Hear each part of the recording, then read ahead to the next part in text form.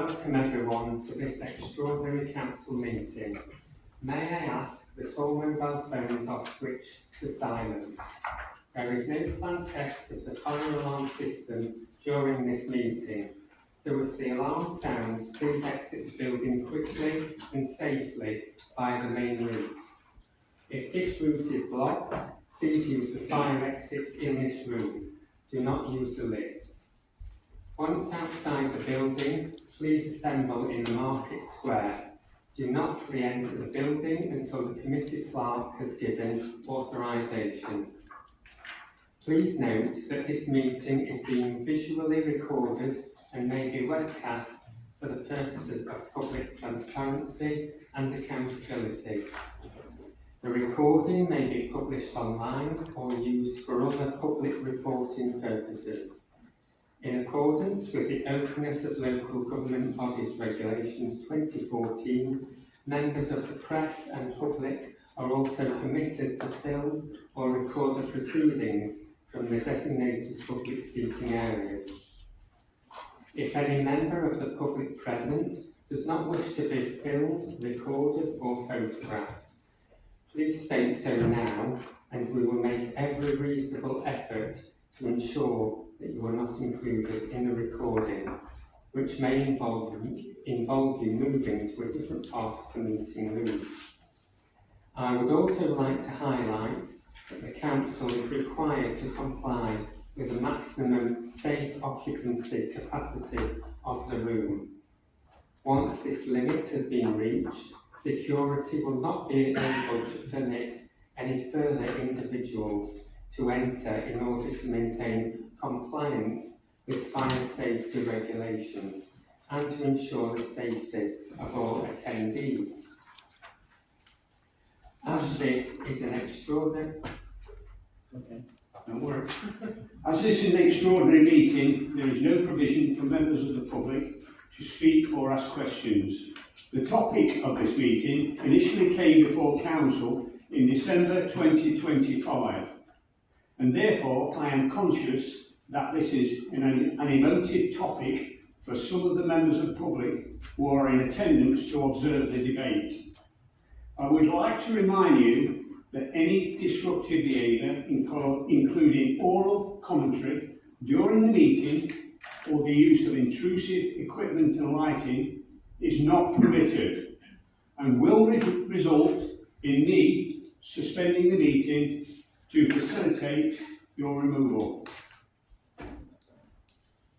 If any member wishes to raise a point of order, can you please stand and clearly state order so that we can distinguish them from a member who has raised their hand to indicate they wish to speak in the debate. You will need to state the relevant rule which you take issue with and set out your point clearly.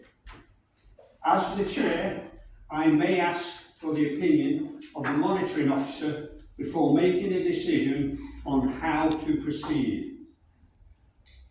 Agenda item number 1 is apologies. Are there any apologies? Yes, Chair, we have apologies from Councillors McCallum, Fraser Merriweather, Debbie Merriweather, Madeline Richardson, Scawthorne, Manners, Fielding, Freeman, Henderson, White, Dixon and Griffin. Thank you. Agenda item number 2 is to receive declarations of interest by members and officers. Are there any declarations of interest by members? Are there any declarations of interest by officers? Chair, we do have one declaration that's been passed to me by Councillor Digby, but it's non-pecuniary, so she can still participate in the discussion as she currently volunteers for how the bill was prepared. Thank you. I understand the Chief Executive has a statement. Thank you, Chair. A complaint has been raised about items left on chairs at the rear of the room prior to the start of this meeting.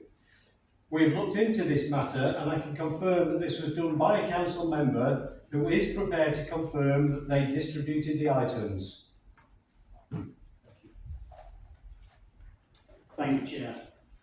For the avoidance of doubt, it was me who distributed the small leaflets here tonight. As well as a Labour councillor, I'm also a member of an organisation called Hope, not Hate, whose leaflets they are. And for me, it is a statement of fact. And I am sorry that reformed councillors are so easily offended. Thank you. Agenda item number 3 is motions. This extraordinary meeting has been called... Can I raise a point of order, please, Chair? Can I raise a point of order? What point is Can I it? raise a point of order? Yeah, what point is it? I raise a point of order on part 5 of the Bassetlaw District Council Constitution. The Council Procedure Rules, which provide that a point of order may be raised in relation to an alleged breach of the procedure rules or by law, and that council meetings must be conducted so as to allow the proper conduct of council business.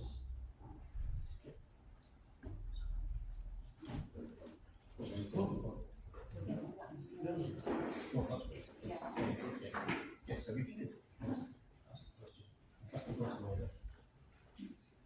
Yeah, the point of order. Thank you very much, Chair.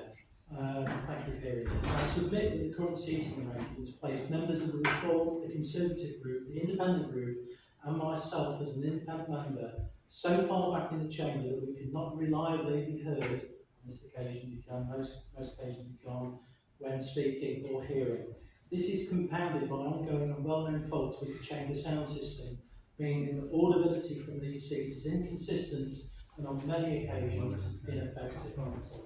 As a result, members seating in these areas are unable to participate fully, equally, or effectively in debate. This undermines the proper conduct of council business and members' ability to discharge their functions in accordance with Part 5 of the Constitution. I therefore request the Chair to rule on whether these seating arrangements comply with the Council Procedure Rules and to take immediate steps to ensure that all members can be heard clearly and participate effectively and fairly in this and future meetings. Thank you, Chair. The CEO will give his explanation. Thank you. Yes, thank you, Chair. And I think in reality this stems back to an issue that arose at a previous council meeting. I absolutely recognise that there were major problems with the system there. I am now hopeful that everybody in the room is able to hear me, and if anyone at the back can indicate that they can hear me, I would. So the intention is that the system is now fully operational. We are limited by the buildings that we have, and we do need to try and find a way of accommodating the sort of number of people on the council within these buildings.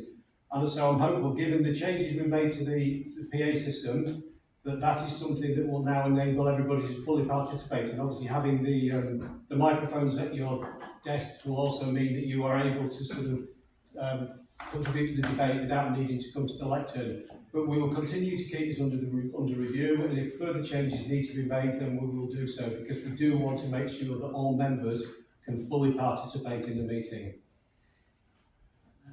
Thank you. Agenda item number 3 is motions. This extraordinary meeting has been called in accordance with Part 4.1 of the Council Constitution. Consider the motion. I call upon Councillor McFarlane to propose the motion. Thank you, Chair. Chair members, this motion is not about ideology, it's not about slogans, and it certainly isn't about prejudice. It is about the law, it is about the duty, it's about whether this council is prepared to govern or merely to equivocate. On the 16th of April 2025, the Supreme Court of the United Kingdom delivered a judgment of the utmost clarity and authority. It confirmed for the purpose of the Equality Act, sex means biological sex. That ruling did not create uncertainty, it resolved it. It did not invite delay, it demanded compliance. And yet, Chair, this Council's Cabinet has chosen not to act. Instead, we are told the Council is waiting for guidance from the Equality and Human Rights Commission. But let us be absolutely clear about what this means. It means that a ruling from the highest court in the land, this council has decided to sit on its hands. It means that despite explicit public comments from the Lib Dem peer and former chair of the ECH, the Baroness Faulkner, that the law is already operative, this council remains to delay the decision. It means that this council will fail to follow the lead of the UK Parliament in implementing this decision and even the Girl Guides. And it means that responsibility is being passed upwards in the hope that someone else will take a political risk. That is not leadership, that is an abdication. Guidance does not make the law, courts do. Guidance do not overrule judgments, it follows them. And guidance does not provide cover for inaction when the legal position is already settled. Baroness Faulkner has been clear. Public bodies do not need to wait. The ruling applies now, the duties apply now, the responsibility applies now.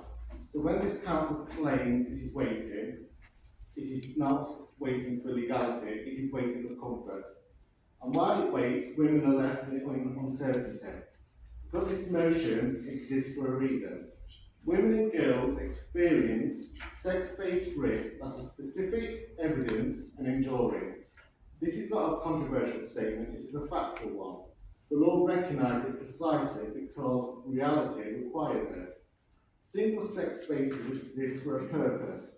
In domestic abuse refuges, in rape crisis services, in hospital wards, in changing rooms, toilets, and intimate care settings. These are not theoretical spaces, these are places where privacy, dignity, and safety are not abstract concepts, but daily necessities, particularly for women who have already experienced male violence. For those women, clarity is not optional, it is essential. And yet, across Bassetlaw, women are being left unsure whether single sex still means what it says, unsure whether policies reflect the law, unsure whether their needs are being quietly subordinate to institutional nervousness. The motion restores certainty. Now, Chair, I am well aware of the argument that we deploy against it. We will be told, no doubt, that recognising biological sex is discriminatory. That is somehow targets or excludes trans people. That claim is wrong in law, wrong in fact, and wrong in principle. The Equality Act protects people with the protected characteristics of gender reassignment. That protection remains. Nothing in this motion removes it, nothing in the Supreme Court removes it, and nothing in Baroness Faulkner's statements removes it. But the Act also explicitly permits single-sex services where there are proportionate means to achieving legitimate aim.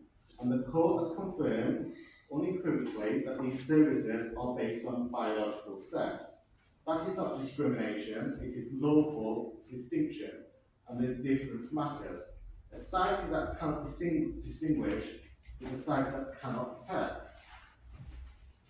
This motion does not ask the council to be unkind, it does not ask this council to be ideological, it does not ask this council to take sides in a culture war. It asks this council to do its job, to implement the law fully, consistently and transparently across all council buildings, all council services and all commissioned activities. It asks for clear written guidance that staff are not left exposed. It asks for proper training so policies are implemented confidently and lawfully. And it asks that where privacy 10 seconds, please. or intimate care is concerned, decisions are grounded in biological sex because the law requires it, and because of it, women depend on it. Chair, attempts to dilute or delay this motion cannot be defended by appeal to uncertainty. 5 minutes is up. All right, thank you.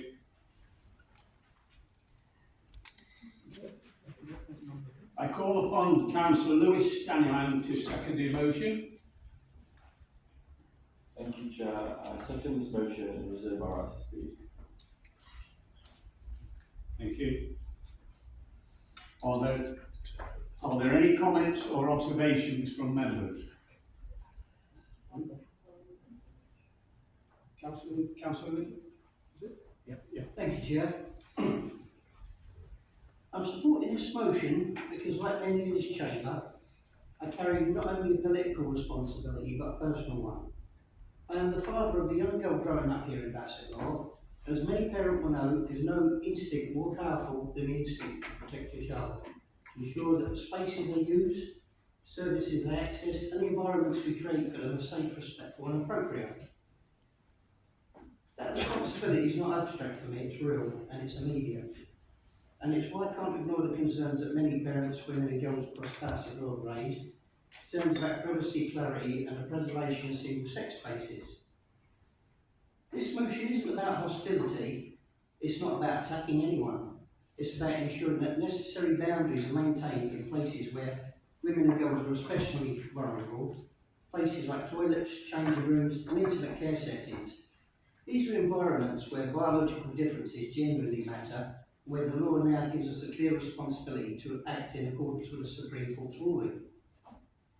As a father, I have to look my daughter in the eyes and know I did what I could to ensure she grows up in a community where her privacy is taken seriously. I have to be able to look other parents in the eye and reassure them that this council has the same commitment. Because the truth is, when I imagine my daughter using a changing room or toilet, I'd be deeply uncomfortable if someone who's biologically male, however they identify, were able to access that space simply because of policy lack clarity, or because we as a council failed to implement the law properly. That discomfort isn't prejudice, it's a parental responsibility. It is recognition that sex-specific spaces exist for a reason, and that reason has not suddenly disappeared. The Supreme Court has reaffirmed what most people already understand, that sex in law is biological and that single-sex provision is both lawful and essential. Our task tonight is not to debate the ruling, but to ensure we follow it clearly, consistently, and without hesitation. This motion gives us the tools to do exactly that. It calls for updated policies, clear written guidance, and training for staff so decisions are made confidently, not cautiously or inconsistently. It removes ambiguity, it strengthens safeguarding, and it restores the certainty that women and girls, including my own daughter, deserve. Chair, members, this isn't a moment for political manoeuvring, it's not a moment for equivocation. It's a moment for leadership grounded in law and safeguarding and in common sense. I support this motion because I believe we owe it to the women and girls of Bassetlaw to provide protections they're entitled to. I support it because parents have the right to trust that the spaces their children are using are safe, and I support it because we're doing the right thing. It shouldn't depend on who shouts the loudest, but on who stands up for the vulnerable. Tonight, we can send a clear message that this council takes its responsibility seriously, the single-sex space matters, and for the safety, dignity and privacy of women and girls will always be upheld. Thank you, Chair. Thank you. Councillor Slater. Hi Chair, I'd like to propose an amendment to this motion, please. I've got printed off copies available which all members can review probably for a few minutes. And I'd also like to have the right to sum up at the end. Thank you.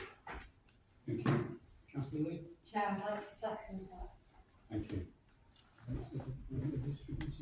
Yeah.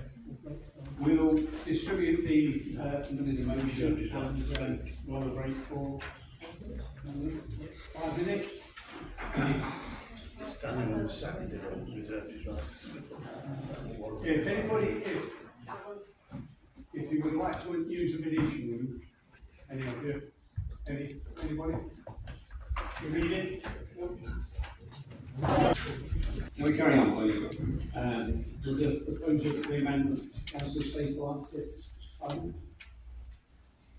Thanks, Chair. I'll be very brief. The reason I've submitted this amendment is to ensure that we comply within the law.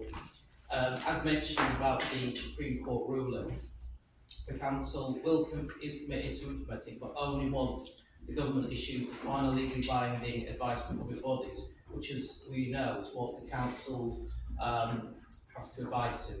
I will provide more details later on. Thank you. Monitor Officer, is this a valid amendment? Yes, Chair. Chief Executive can confirm that the amendment was given in writing and no later than 10 a.m. 2 working days before the full council. I can confirm that was the case, Chair. Is there a seconder for the amendment? I second the amendment, Chair, and reserve my right to speak. Okay, fine. Do you want to speak? So you resolve it, yeah. Are there any comments or observations on the proposed amendment? Councillor Barley? Thank you.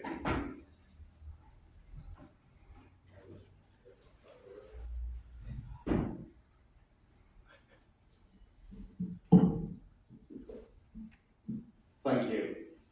Tonight, the Labour Party showed the women and girls of Bassetlaw exactly what they think of them by literally crossing them out. Not debating, not disagreeing, not even pretending to listen, crossing out the principles that women's dignity matters, crossing out the idea that women deserve to feel safe, crossing out the most basic expectation that the law should protect women, not erase them. That single act says more than any manifesto slogan ever could. What better way for contempt for the law than to discard the very people the law exists to protect? And what clear expression of misogyny than treating women not as right holders, but as an inconvenience to be edited away when their existence complicates ideology. This wasn't a policy disagreement, it is an act of political vandalism, a deliberate signal that women's safety is negotiable, but their dignity is optional, and their voices are expendable when they clash with party dogma. The Labour Party didn't just fail women tonight, they erased them. And no amount of performative concern, hashtags, or hallowed speeches about equality can undo the fact that when it matters, when women needed the law to stand firm, Labour chose to cross them out. History will remember that choice, women certainly will. Councillor Digby? Thank you very much, Chair. I believe that we fundamentally need to attack the underlying bigotry in the original motion. As alluded to by Councillor Slater, we are still awaiting the guidance from the Equality and Human Rights Commission, also kindly presented out by Councillor McFarland. And that's going to tell how we balance the single sex spaces whilst protecting the trans community from discrimination. And it's important here to stress the term balance. In 4 Women Scotland Limited and Scottish ministers, from paragraph 265.17, the interpretation of the Equality Act, i.e. the biological sex reading, which we conclude is the only correct one, does not cause disadvantage to trans people, with or without gender recognition certificates.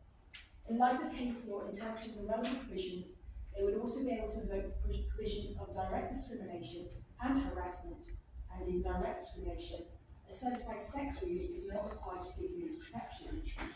This means that trans people should still be able to live without discrimination. You know, like being able to use a toilet, without fear of violence and abuse. What we see in the original motion is a wholly one-sided depiction of a complex legal point. A motion that fails to recognise that trans people are also entitled to privacy, dignity and safety. Reform UK are using this gap in between the Supreme Court judgment and the publication of official guidance at a time of uncertainty, where there is still careful reflection needing to be taken on the contents of the guidance to push a dangerous narrative, to push bigotry. Equating the very real violence against women and girls emergency by only referencing single-sex spaces is openly transphobic. In the UK, last year, 1 in 8 women experienced domestic abuse, stalking or sexual assault. I've done a rough count, I think there's about 24 women in this room, and that means this year alone, we can expect 3 women here to be a victim alone. And then to blame this entire epidemic on solely on one group of people that attributes to less than 1% of the population. To do so is to stoke the divisions within our community and to promote hatred of one of the most marginalised groups in our society. And this is an incredibly dangerous narrative to push. Today's the 3rd of February 2026. 2 years ago, to the very day, the front pages of most national newspapers was the announcement that the murderers of Brianna Jai were given a life sentence for imprisonment. As part of her sentencing remarks, Mrs. Justice Yip told Brianna's murderers the following: "You both took part in a brutal and planned murder, which was sadistic in nature, and where a secondary motive was hostility towards Brianna because of her transgender identity.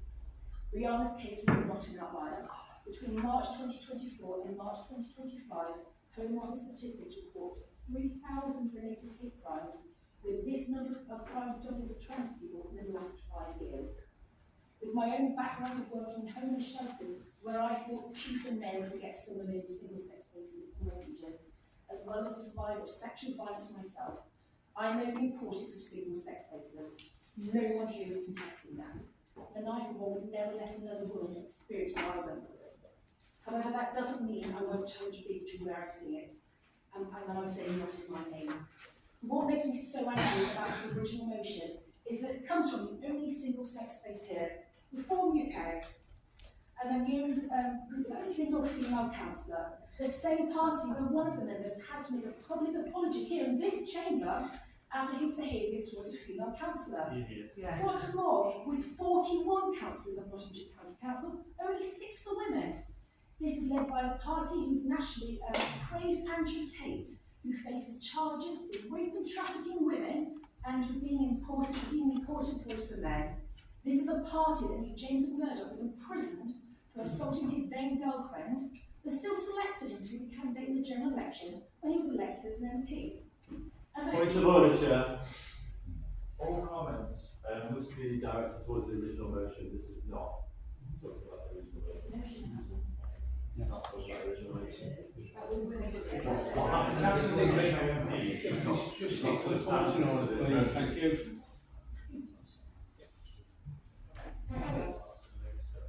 Thank you.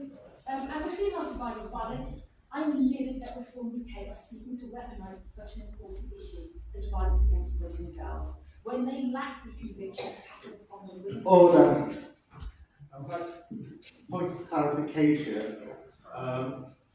In terms of raising the concerns of reforming Q, we will not take lectures from a Labour Party that was Peter Mandelson was a member of the It's not points for quiet, please. We'll carry on. The original motion isn't for the dignity and safety of women, it is for political manoeuvring by men. And I want the trans people of Bassetlaw who are scared for their lives to know that there are councillors here to voice their concerns when not a single trans person has been able to speak in this debate.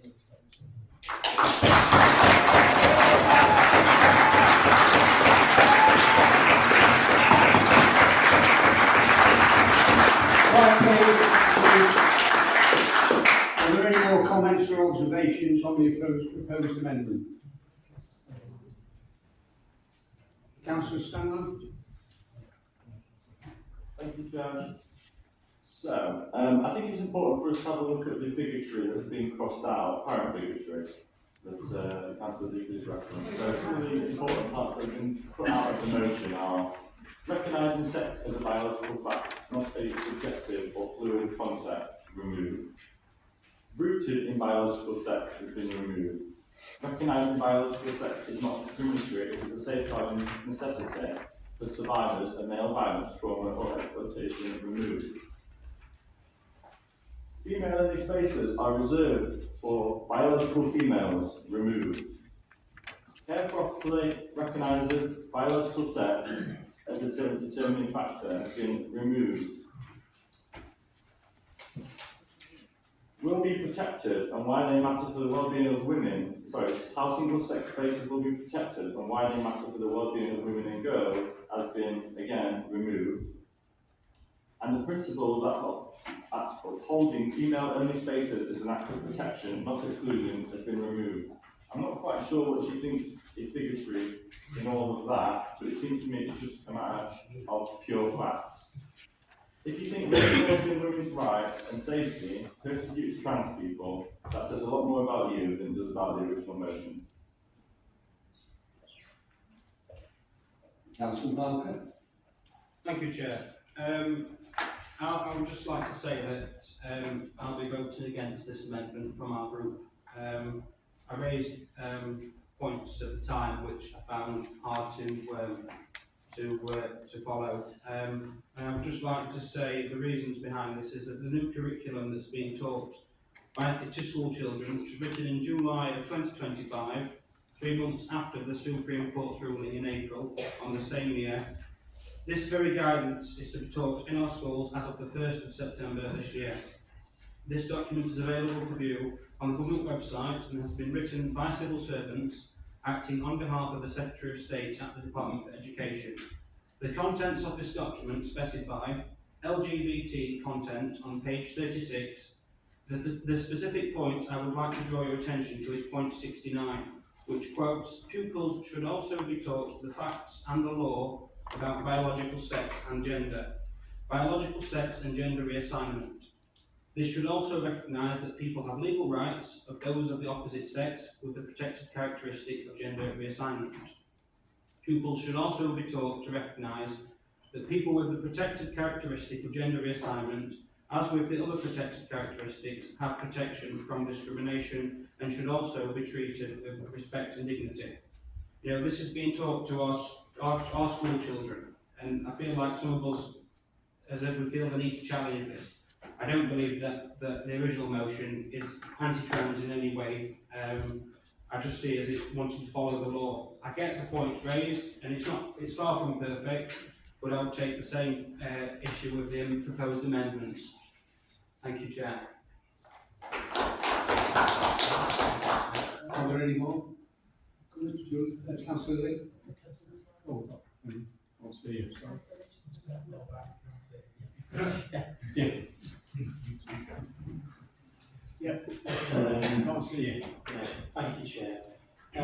Just taking a practical view on this, I do have concerns about the proposed amendments. If accepted, these changes could have any unintended consequences for looked after children living in our community.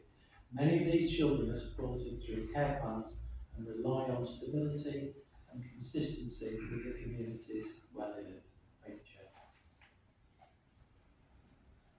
Councillor Lee? Thank you, Chair. There are so many things that I could correct, but one thing that I will correct from Councillor McFarland is when he said the law is there to protect women and girls. The law is there to protect all of us. Chair, I second this motion. For almost 30 years I worked in criminal justice and I have seen firsthand the realities faced by women and girls. Their protection is not an abstract principle to me, it is a lifelong commitment. Bassetlaw District Council shares that commitment. The safety, dignity and well-being of women and girls are not optional extras, they are fundamental to our duty as a public authority and we take that duty seriously. We have demonstrated this through action, not through rhetoric. We have achieved gold standard domestic abuse accreditation, with training delivered across the entire organisation, a clear sign of the priority we place on safeguarding. There is mandatory safeguarding training in place for all staff. Safer Streets CCTV refuge points now operate in both Worksop and Retford. Our community safety team has provided personal alarms to women and girls and vulnerable adults. Our website hosts a comprehensive directory of local support services. We prioritise housing those fleeing from domestic violence, and we work closely with the police, criminal justice agencies and voluntary sector partners to identify risks and reduce harm across our communities. These are not symbolic gestures, they are practical measures that protect lives and strengthen safety. I have also heard the concern raised that women and girls are in danger from trans women, and one councillor talked about his credentials as a father of a daughter. I am a woman, I am a mother of 3 daughters and I am a grandmother of 3 granddaughters. It is important that we ground this discussion in evidence, not assumption. Police data confirms that between the 1st of January 2024 and 31st of December 2025, there were no complaints of physical or verbal harm perpetrated by any trans individuals in Bassetlaw. In that same period, there were 16 reports of physical or verbal abuse directed towards members of the trans community here in Bassetlaw. These facts matter. They show that fear is not supported by the evidence and that any safeguarding approach must be based in reality, not on rhetoric. We also recognise that the recent Supreme Court ruling on the definition of sex carries significant implications for policy and service delivery. But, Chair, and this is crucial, the government has not yet issued the statutory guidance that public bodies must rely on to implement the ruling lawfully. People will be aware that guidance is currently being developed alongside the appointment of a relatively new chair of the HRC, and many will also know that the same public bodies that attempted to act prematurely have found themselves drawn into lengthy, expensive legal challenges.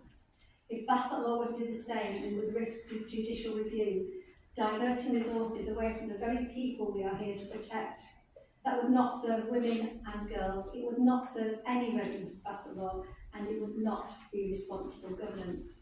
This is not the simple decision that some here would like to suggest. It is a legal matter, a safeguarding matter, and a matter of public duty. Bassetlaw will implement the Supreme Court ruling when the government issues final, legally binding guidance. That is how we ensure compliance with the law, avoid unintended consequences, and protect the integrity of all our services. To ensure swift and effective implementation once guidance arrives, we have already established a working group dedicated to ensuring that our approach strengthens protections for women and girls. Let me be absolutely clear, Chair. This Council is unequivocal. Women and girls must feel safe, respected and protected. Their dignity matters, their rights are fundamental, and we will act responsibly, we will act lawfully, and we will act in a way that strengthens the safety of women and girls while safeguarding the rights and dignity of every individual we serve, including our trans community. Our approach will be guided by final government instructions and grounded in our unwavering commitment to public safety. Chair, our responsibility tonight is not to chase headlines or shortcuts. It is to protect people. Women and girls in Bassetlaw deserve safety, dignity and certainty, not legal chaos or rushed decisions. When the government issues the final guidance, we will act immediately and decisively. Until then, we will not gamble with the law or with the safety of any of our residents. This Council stands firm. We will protect women and girls, we will uphold their rights, and we will do so with the seriousness and integrity that they deserve. Thank you, Chair.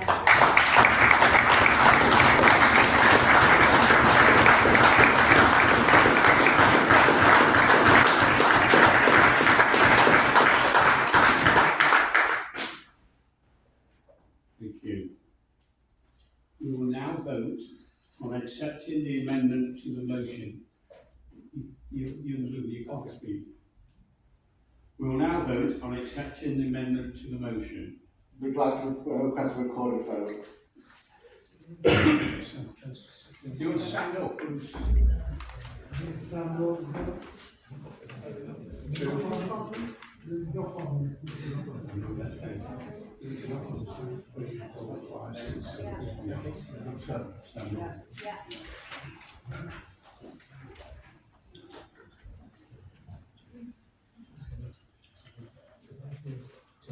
Accept the amendment as well. So, just for sake of clarity, this vote is whether to accept the revised amendment or not. So, for is to accept the amendment, against is not to accept the amendment.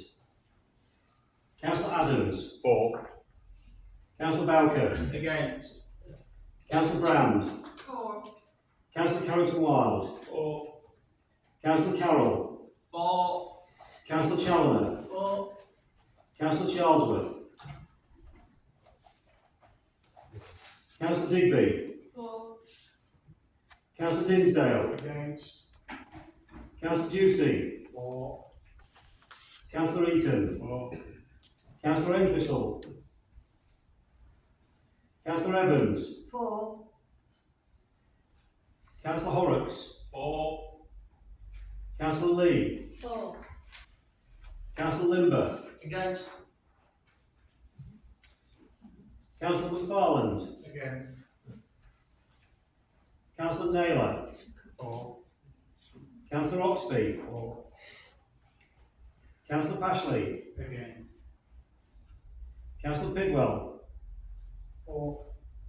Councillor Potts. For. Councillor Presley. For. Councillor Polk. For. Councillor Rhodes. For. Councillor Simon Richardson. Against. Councillor Laura Sanders. For. Councillor Neil Sanders. For. Councillor Schuler.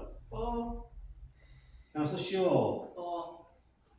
Councillor Shepherd. For. Councillor Slater. For. Councillor Staniland. Against. Councillor Tyndall. For. Councillor Troop. Councillor Turner. Against.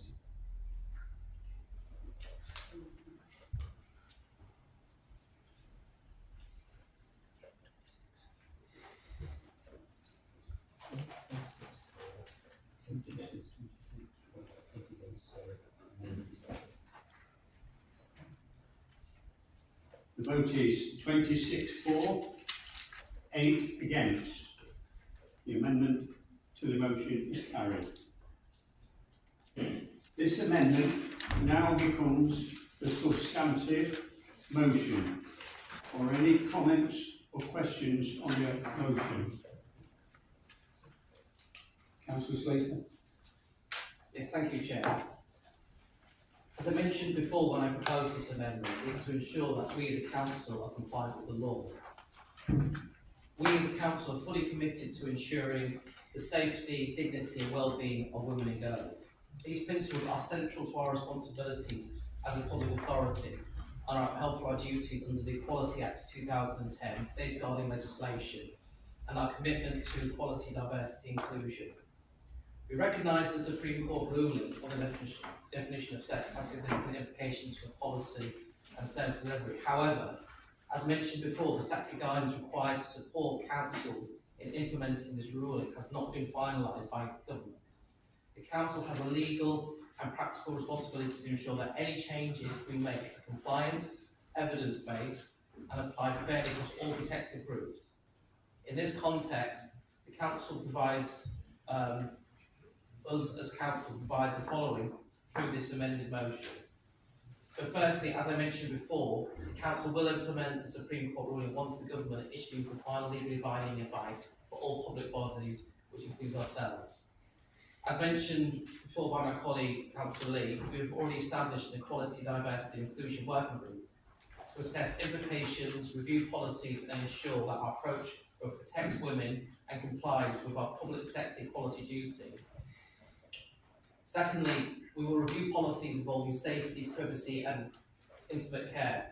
So we agree that policies involved in safety, privacy, dignity and intimate care require careful consideration. So a review has already been planned and will be undertaken as soon as the final guidance is available. The review will ensure that the lawful use of single-sex services under the Equality Act of 2010, that women and girls are protected, that all individuals with protected characteristics are treated lawfully, respectfully and fairly, and that staff have clear and workable procedures. We will provide clear and written guidance for staff and the public. So the council recognises the need for clarity. So therefore we will develop clear written guidance and explain how single-sex spaces will be managed, the legal basis for any single-sex provision, how the safety and dignity of women and girls will be protected, and how the council will continue to uphold the rights of all protected groups. This guidance will be published following receipt of final government direction, ensuring accuracy and legal compliance. We also make a commitment to staff training, so that we support the proposal that training will ensure that all staff receive appropriate, factually and legal accurate training covering the definition of sex in law, the lawful basis for single-sex services, safeguarding responsibilities, the realities of gender-based violence, and the rights and protections of all groups under the Equality Act of 2010. Training will be developed and procured once the national guidance is finalised, ensuring that the content is correct and up to date.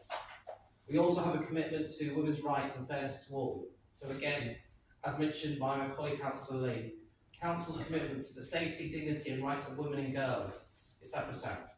We also reaffirm our responsibility to uphold the rights of all residents with protected characteristics, including transgender people, ensure that no individual is subject to discrimination or harm. Protecting women's safety and respecting the rights of others are not mutually exclusive. The Council will continue to uphold both in line with the law and our public sector duties. In terms of cost implications arising from the implementation of revised policies of training will be fully met from existing resources as proposed, subject to normal financial governance processes and clarity requirements once the final guidance is received. In summary, the Council is unequivocal in stating that women and girls must feel safe, respected and protected. that their dignity matters, and that their rights are fundamental. We as a local authority will act responsibly and lawfully to achieve these aims, ensuring that the safety of women and girls is strengthened while also safeguarding the rights and dignity of all individuals we serve. We will move forward with clarity, compassion, and a firm commitment to equality, ensuring our approach is informed by final government guidance and is compliant with the law. Thank you.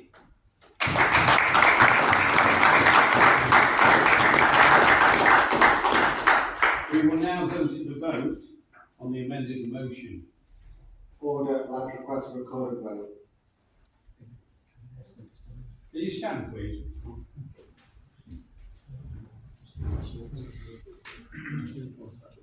Thank you.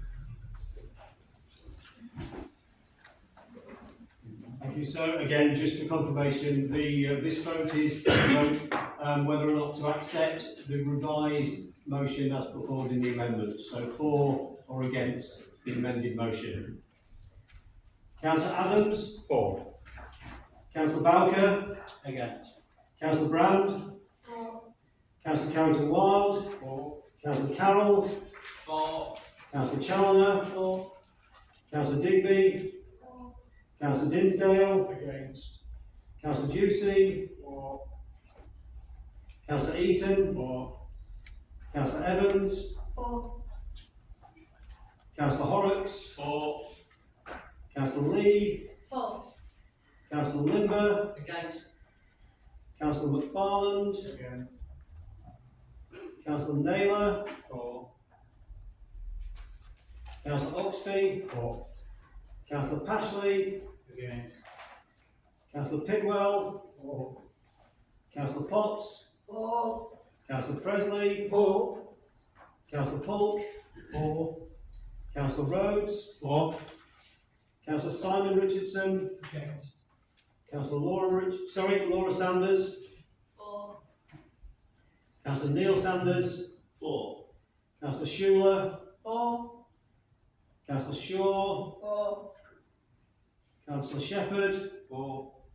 Councillor Slater? For. Councillor Staniland? Councillor Tyndall? For. Councillor Troop? For. Councillor Turner?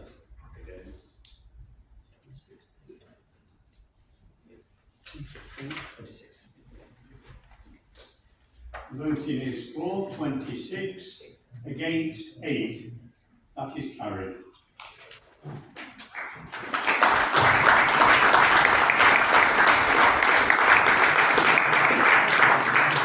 Agenda item number 4 is any other business with the chair considers to be urgent. May I please draw members' attention to the LGA virtual events in relation to councillor safety that has been circulated by email. The events will take place in February and March. I would like to thank the public for attending. As there is no other urgent business, I close the meeting and thank you for your attendance this evening.